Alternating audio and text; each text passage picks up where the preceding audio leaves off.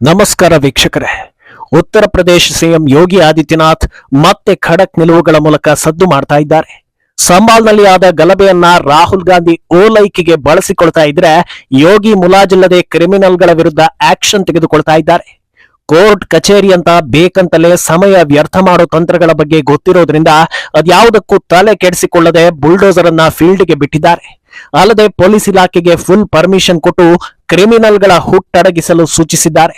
ಈ ಗದ್ದಲದಲ್ಲಿ ಸಮಾಜವಾದಿ ಪಕ್ಷದ ಎಂಪಿ ವ್ಯಕ್ತಿಯೊಬ್ಬನನ್ನ ಕೊಂದು ಸಿಕ್ಕಿ ಬಿದ್ದಿದ್ದಾನೆ.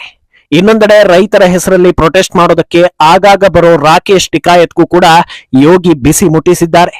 ಯೋಗಿ ಪೊಲೀಸ್ ಟೀಮ್ ಟಿಕಾಯತ್ತನ್ನ ಅಟ್ಟಾಡಿಸಿದ್ದು ಬಿರು ಬಿಸಿಲಲ್ಲಿ ಟಿಕಾಯತ್ ಎದ್ನೋ ಬಿದ್ನೋ ಅಂತ ಓಡ್ತಾ ಇರೋ ವಿಡಿಯೋ ಸಿಕ್ಕಾಪಟ್ಟೆ ವೈರಲ್ ಆಗ್ತಾ ಇದೆ. ಹಾಗಿದ್ರೆ ಸಂಬಾಲನ್ನ ಸಂಭಾಳಿಸೋದಕ್ಕೆ ಯೋಗಿ ಆಕ್ಷನ್ ಹೇಗಿದೆ, ನಕಲಿ ಹೋರಾಟಕ್ಕೆ ಯೋಗಿ ಕೊಟ್ಟ ಏಟು ಹೇಗಿತ್ತು, ಇದೆಲ್ಲವನ್ನ ಒನ್ ಬೈ ಒನ್ ವಿವರಿಸ್ತಾ ಹೋಗ್ತೀವಿ. ಈ ವಿಡಿಯೋವನ್ನ ತಪ್ಪದೆ ಕೊನೆ ತನಕ ನೋಡಿ. ಅದಕ್ಕೂ ಮುನ್ನ ಮೀಡಿಯಾ ಮಾನ್ಸ್ಟರ್ ಚಾನಲ್ ಅನ್ನ ತಪ್ಪದೆ ಸಬ್ಸ್ಕ್ರೈಬ್ ಮಾಡಿ. ಎಸ್, ವಿಶ್ವದಲ್ಲೇ ದೊಡ್ಡ ಪ್ರಜಾಪ್ರಭುತ್ವ ಇರೋ ದೇಶ, ಬರೆಯಲ್ಪಟ್ಟ ಬೃಹತ್ ಸಂವಿಧಾನ ಇರೋ ದೇಶ ಅನ್ನೋ ಹೆಸರು ಭಾರತಕ್ಕಿದೆ. ಆದ್ರೆ ಇಲ್ಲಿ ಕಾನೂನನ್ನ ಹೇಗೆ ಪಾಲನೆ ಮಾಡಬೇಕು ಅನ್ನೋದಕ್ಕಿಂತ ಹೆಚ್ಚಾಗಿ ಕಾನೂನು ಉಲ್ಲಂಘನೆ ಆದ್ರೆ ಬಚಾವಾಗೋದಕ್ಕೆ ಹೇಗೆ ದಾರಿಗಳನ್ನ ಹುಡುಕಬೇಕು ಅಂತ ಯೋಚಿಸೋರೇ ಜಾಸ್ತಿ. ಒಂದು ಗಲಭೆ ನಡೆದರೆ ದುಷ್ಕರ್ಮಿಗಳನ್ನ ಬಚಾವ್ ಮಾಡೋ ಟ್ರೆಂಡ್ ಇರೋದು ಇವತ್ತಿಂದಲೇನಲ್ಲ. ಈಗ ಸಂಬಾಲ್ ಗಲಾಟೆ ಬೆನ್ನಲ್ಲೇ ದುಷ್ಕರ್ಮಿಗಳ ಪರವಾಗಿ ಕಣ್ಣೀರು ಹಾಕೋದಕ್ಕೆ ವ್ಯವಸ್ಥಿತ ಕೆಲಸಗಳು ನಡೀತಾ ಇವೆ. ರಾಹುಲ್ ಗಾಂಧಿ ಸಂವಿಧಾನದ ಪುಸ್ತಕವನ್ನ ಹಿಡಿದು ಓಲೈಕೆ ಮಾಡೋ ಕೆಲಸ ಶುರು ಹಚ್ಕೊಂಡಿದ್ದಾರೆ. ಆದ್ರೆ ಯುಪಿ ಸಿಎಂ ಯೋಗಿ ಆದಿತ್ಯನಾಥ್ ಮಾತ್ರ ಯಾವ ಡ್ರಾಮಾಗಳಿಗೂ ಆಸ್ಪದ ಕೊಡದೆ ಬುಲ್ಡೋಸರ್ ಇಳಿಸಿದ್ದಾರೆ.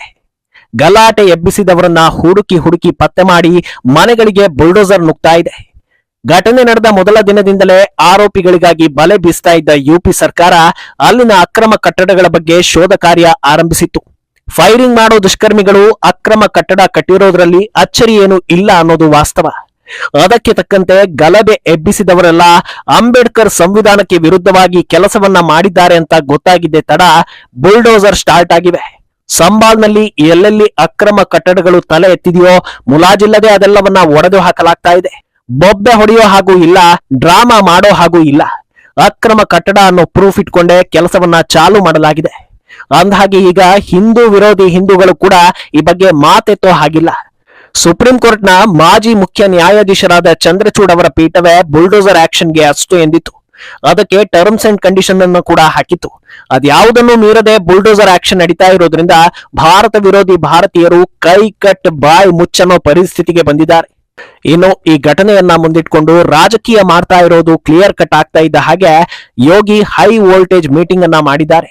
ಪೊಲೀಸ್ ಅಧಿಕಾರಿಗಳಿಗೆ ಫುಲ್ ಪರ್ಮಿಷನ್ ಕೊಟ್ಟಿರೋ ಯೋಗಿ ಯಾವ ಕಾರಣಕ್ಕೂ ಯಾವೊಬ್ಬ ದುಷ್ಕರ್ಮಿಯನ್ನು ಬಿಡಬಾರದು.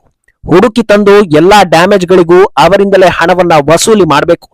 ಯಾರ ಬಗ್ಗೆ ಕ್ಲೂ ಸಿಕ್ಕಿದ್ರೂ ಆತನ ಫೋಟೋವನ್ನ ಎಲ್ಲಾ ಕಡೆ ಅಂಟಿಸಿ ಸಾರ್ವಜನಿಕರು ಗುರುತಿಸಿ ವಿಷಯ ತಿಳಿಸೋ ವ್ಯವಸ್ಥೆ ಮಾಡಬೇಕು. ಸಂಬಾಲ್ನಲ್ಲಿ ಎಲ್ಲೇ ಅಕ್ರಮ ಕಟ್ಟಡ ಕಾಣಿಸಿದ್ರೂ ಮುಲಾಜಿಲ್ಲದೆ ಆಕ್ಷನ್ ತೆಗೆದುಕೊಳ್ಬೇಕು. ದಾಖಲೆ ಇಲ್ಲದ ಅಂಗಡಿಗಳು, ವಾಹನಗಳು ಯಾವುದೇ ಕಣ್ಣಿಗೆ ಬಿದ್ದರೂ ಸುಮ್ಮನೆ ಬಿಡಬಾರದು. ಕಂಪ್ಲೀಟ್ ಆಕ್ಷನ್ ಮೋಡ್ ನಲ್ಲಿ ಇರುವಂತೆ ಪೊಲೀಸರಿಗೆ ಕರೆ ಕೊಟ್ಟಿದ್ದಾರೆ ಯೋಗಿ. ಅಲ್ಲದೆ ಸಾರ್ವಜನಿಕರಿಗೂ ಎಲ್ಲಾ ರೀತಿಯಲ್ಲಿ ಸಹಕರಿಸುವಂತೆ ಮನವಿ ಮಾಡಿದ್ದಾರೆ. ಸದ್ಯದ ಮಾಹಿತಿಗಳ ಪ್ರಕಾರ ಡಿಸೆಂಬರ್ 6ರಂದು ಡಾಕ್ಟರ್ ಅಂಬೇಡ್ಕರ್ ಅವರ ಮಹಾ ಪರಿನಿರ್ವಾಣ ದಿನ ಹಾಗೂ ಮಾಜಿ ಪ್ರಧಾನಿ ಅಟಲ್ ಬಿಹಾರಿ ವಾಜಪೇಯಿ ಅವರ ಜನ್ಮದಿನ ಡಿಸೆಂಬರ್ 25ರಂದೇ ದೊಡ್ಡ ಮಟ್ಟದಲ್ಲಿ ಗಲಭೆ ಎಬ್ಬಿಸೋದಕ್ಕೆ ಪ್ಲಾನ್ ನಡೆದಿದೆ. ಇದಕ್ಕೆ ಅವಕಾಶವನ್ನ ಕೊಡಬಾರದು ಅಂತ ಯೋಗಿ ಕರೆ ಕೊಟ್ಟಿದ್ದಾರೆ.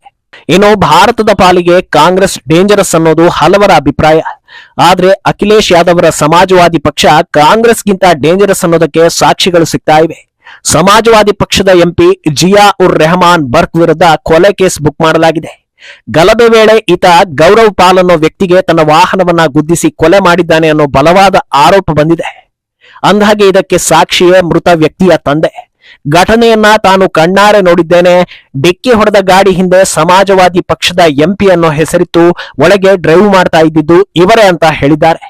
ಗೂಂಡಾಗಳೇ ತುಂಬಿರೋ ಪಕ್ಷ ಅಂತ ಖ್ಯಾತಿ ಹೊಂದಿರೋ ಸಮಾಜವಾದಿಯಲ್ಲಿ ಹಂತಕ ನಾಯಕರು ಇರೋದ್ರಲ್ಲಿ ಅಚ್ಚರಿ ಇಲ್ಲ ಅಂತ ಜನ ಹೇಳ್ತಾ ಇದ್ದಾರೆ. ಆದ್ರೆ ಆ ಬಡಪಾಯಿ ಸಾವಿಗೆ ನ್ಯಾಯ ಸಿಗುತ್ತಾ ಅಂತ ಕುಟುಂಬದವರು ಎದುರು ನೋಡ್ತಾ ಇದ್ದಾರೆ. ಅಂದಹಾಗೆ ಯೋಗಿಯ ಬುಲ್ಡೋಸರ್ ನೀತಿಗೆ ಅಪಸ್ವರ ಎತ್ತುವವರು ಒಂದು ಸಲ ಸಂಬಾಲ್ ಘಟನೆಯನ್ನ ನೋಡ್ಲೇಬೇಕು. ಯೋಗಿ ಸ್ಟ್ರಿಕ್ಟ್ ಅಂತ ಗೊತ್ತಿದ್ರು ಪಾಕಿಸ್ತಾನಿ ಮೇಡ್ ಗನ್ ಇಟ್ಕೊಳ್ತಾರೆ. ಕಲ್ಲೆಸೆದು ಭಾರತದಲ್ಲಿ ಶಾಂತಿ ಕದಡ್ತಾರೆ ಅಂದ್ರೆ ಇವರನ್ನೆಲ್ಲ ಏನ್ ಮಾಡ್ಬೇಕು? ಬುಲ್ಡೋಸರ್ ಹರಿಸಿ ಮನೆ ಉರುಳಿಸ್ತಾರೆ ಅಂತ ಗೊತ್ತಿದ್ದೇ ಇಷ್ಟು ಗಾಂಚಾಲಿ ಮಾಡ್ತಾರೆ ಅಂದ್ರೆ ಇನ್ನು ಹಾಗೆ ಬಿಟ್ರೆ ಭಾರತದ ಕತೆ ಏನು, ಭಾರತೀಯರ ಜೀವನದ ಕತೆ ಏನು? ರಾಮ ಮಂದಿರಕ್ಕೆ ಅಡ್ಡಿಪಡಿಸಿ ಕರಸೇವಕರನ್ನ ಕೊಲ್ಲಿಸಿದ ಆರೋಪ ಅಖಿಲೇಶ್ ತಂದೆ ಮುಲಾಯಂ ಮೇಲಿತ್ತು ಅನ್ನೋದು ಓಪನ್ ಸೀಕ್ರೆಟ್. ಈಗ ಅದಕ್ಕೆ ತಕ್ಕ ಹಾಗೆ ಅಖಿಲೇಶ್ ಓಲೈಕೆ ಮಾಡುವುದರ ಜೊತೆಗೆ ಪಕ್ಷದ ನಾಯಕರೇ ಬೀದಿಗಿಳಿದು ಕೊಲೆ ಮಾಡ್ತಾ ಇದ್ದಾರೆ. ಆದ್ರಿಂದ ಯೋಗಿಯ ಖಡಕ್ ನೀತಿ ಇಲ್ಲದೆ ಇದ್ರೆ ಉತ್ತರ ಪ್ರದೇಶದ ಪರಿಸ್ಥಿತಿಯನ್ನ ಊಹಿಸಿಕೊಳ್ಳೋದು ಕಷ್ಟ ಅಂತ ಜನರು ಹೇಳ್ತಾ ಇದ್ದಾರೆ. ಇನ್ನೊಂದೆಡೆ ರೈತರ ಹೆಸರಲ್ಲಿ ಹೋರಾಟ ಮಾಡೋದಕ್ಕೆ ಬಂದ ರಾಕೇಶ್ ಟಿಕಾಯತ್ಗೂ ಕೂಡ ಯೋಗಿ ಸರ್ಕಾರ ಸರಿಯಾಗಿ ಬಿಸಿ ಮುಟ್ಟಿಸಿ ಕಳಿಸಿದೆ. ನಾವು ದೊಡ್ಡ ಹೋರಾಟ ಮಾಡ್ತೀವಿ, ಉತ್ತರ ಪ್ರದೇಶದಲ್ಲಿ ಧರಣಿ ಕೂತ್ಕೊಳ್ತೀವಿ, ಒಂದು ವೇಳೆ ಯೋಗಿ ಆದಿತ್ಯನಾಥ್ ನಮಗೆ ಹೋರಾಟ ಮಾಡೋದಕ್ಕೆ ಬಿಡದೆ ಇದ್ರೆ ರಾಜಧಾನಿ ಲಕ್ನೋದಲ್ಲಿ ಟ್ರ್ಯಾಕ್ಟರ್ ಮಾರ್ಚ್ ಮಾಡ್ತೀವಿ ಅಂತ ವಾರ್ನಿಂಗ್ ಕೊಟ್ಟಿದ್ರು. ಈ ಹೇಳಿಕೆ ಬಂದ ಕೆಲವೇ ಹೊತ್ತಲ್ಲಿ ಯುಪಿ ಪೊಲೀಸರು ಪ್ರತಿಭಟನಾ ಸ್ಥಳಕ್ಕೆ ಬಂದಿದ್ದಾರೆ. ಲಾಠಿ ಹಿಡಿದು ಅಟ್ಯಾಕ್ ಮಾಡಿದ್ದೇ ತಡ ಟಿಕಾಯತ್ಗೆ ಜೀವ ಬಾಯಿಗೆ ಬಂದ ಹಾಗಾಗಿದೆ. ಒಂದು ಕಡೆ ಪ್ರತಿಭಟನಾಕಾರರು ದಿಕ್ಕಾಪಾಲಾಗಿ ಓಡ್ತಾ ಇದ್ರೆ, ಇನ್ನೊಂದು ಕಡೆ ಟಿಕಾಯತ್ ಕಲ್ಲುಗಳನ್ನ ಏರಿ ಕಷ್ಟಪಟ್ಟು ಮೇನ್ ರೋಡ್ಗೆ ಓಡಿ ಬರ್ತಾ ಇದ್ದಾರೆ. ಇಷ್ಟಾದ್ರೂ ಬಿಡದ ಪೊಲೀಸರು ಬೆನ್ನ ಹಿಂದೆ ಅಟ್ಟಾಡಿಸಿಕೊಂಡು ಬರ್ತಾ ಇದ್ದಾರೆ. ಈ ನಯನ ಮನೋಹರ ವಿಡಿಯೋ ಸೋಷಿಯಲ್ ಮೀಡಿಯಾದಲ್ಲಿ ತುಂಬಾ ವೈರಲ್ ಆಗ್ತಾ ಇದ್ದು ಜನರು ನಕ್ಕು ನಕ್ಕು ಶೇರ್ ಮಾಡ್ತಾ ಇದ್ದಾರೆ. ಅಂದಹಾಗೆ ರಾಕೇಶ್ ಟಿಕಾಯತ್ಗೂ ರೈತರಿಗೂ ಅದ್ಯಾವ ಸಂಬಂಧ ಇದೆಯೋ ಇನ್ನೂ ಕ್ಲಾರಿಟಿ ಇಲ್ಲ. ರಾಕೇಶ್ ಟಿಕಾಯತ್ ಹಿನ್ನೆಲೆ ಬಗ್ಗೆ ಈ ಹಿಂದೆ ಕೆಲ ಮಾಧ್ಯಮಗಳು ಅವರದ್ದು ಕೃಷಿ ಕುಟುಂಬ ಅಲ್ಲ ಅನ್ನೋದನ್ನ ಹೇಳಿದ್ರು. ಅದಕ್ಕೆ ತಕ್ಕ ಹಾಗೆ ರೈತರ ಹೆಸರಲ್ಲಿ ನಡೀತಾ ಇರೋ ಹೋರಾಟಗಳೇ ನಕಲಿ ಅನ್ನೋದು ಭಾರತೀಯರಿಗೆ ಗೊತ್ತಾದಾಗ ಟಿಕಾಯತ್ ಕೂಡ ನಕಲಿ ಅಂತಲೇ ಅಂದ್ಕೊಂಡಿದ್ದಾರೆ. ಜನರಿಗೆ ಸತ್ಯ ಗೊತ್ತಾದ್ರೂ ಪಟ್ಟು ಬಿಡದೆ ಈ ಹೋರಾಟಗಳು ನಡೀತಾ ಇದ್ವು. ಪಂಜಾಬ್ನಲ್ಲಿ ಅಜೆಂಡಾ ಪರ ಸರ್ಕಾರ ಇದ್ದಿದ್ರಿಂದ ಅಲ್ಲಿ ನಿಂತು ರಾಕೇಶ್ ಟಿಕಾಯತ್ ಕೂಗಾಡಿದ್ರೆ ಯಾರೂ ತಡೀತಾ ಇರಲಿಲ್ಲ. ಆದ್ರೆ ಬೈ ಮಿಸ್ ಆಗಿ ಯೋಗಿ ನಾಡಿಗೆ ಬಂದು ಅದೇ ಕೆಲಸ ಮಾಡಿದ್ರಿಂದ ವಯಸ್ಸಲ್ಲದ ವಯಸ್ಸಲ್ಲಿ ಓಡೋ ಪರಿಸ್ಥಿತಿ ಬಂದಿದೆ ಅಂತ ಜನರು ಮಾತಾಡ್ತಾ ಇದ್ದಾರೆ. ಇಡೀ ದೇಶಕ್ಕೆ ಬುಲ್ಡೋಸರ್ ಉಪಯೋಗಿಸೋದು ಹೇಗೆ ಅಂತ ಹೇಳ್ಕೊಟ್ಟವರಿಗೆ ಟ್ರ್ಯಾಕ್ಟರ್ ಬಗ್ಗೆ ಹೇಳೋಕೆ ಬಂದ ಟಿಕಾಯತ್ ಪರಿಸ್ಥಿತಿ ನೋಡಿ ಜನರು ನಗ್ತಾ ಇದ್ದಾರೆ. ಅಂದಹಾಗೆ ಈ ಬಾರಿ ರೈತ ಹೋರಾಟಕ್ಕೆ ಬರ್ತಾ ಇರೋರಿಗೆ ಭಾರತೀಯರು ಒಂದು ಪ್ರಶ್ನೆಯನ್ನ ಕೇಳ್ತಾ ಇದ್ದಾರೆ. ಅದೇನಂದ್ರೆ ವಕ್ಫ್ ಬೋರ್ಡ್ ಅಮಾಯಕ ರೈತರ ಜಮೀನನ್ನೆಲ್ಲ ಕಬ್ಜಾ ಮಾಡಿ ಭಾರತೀಯರನ್ನ ಬೀದಿಗೆ ತರ್ತಾ ಇದೆಯಲ್ಲ, ಇದರ ಬಗ್ಗೆ ಏನ್ ಹೇಳ್ತೀರಾ ಅಂತ. ರೈತರ ಮೇಲೆ ಅಷ್ಟೊಂದು ಕಾಳಜಿ ಇದ್ದಿದ್ರೆ ಇಂಥ ವಿಷಯಗಳ ಬಗ್ಗೆ ದನಿ ಏರಿಸಲೇಬೇಕು.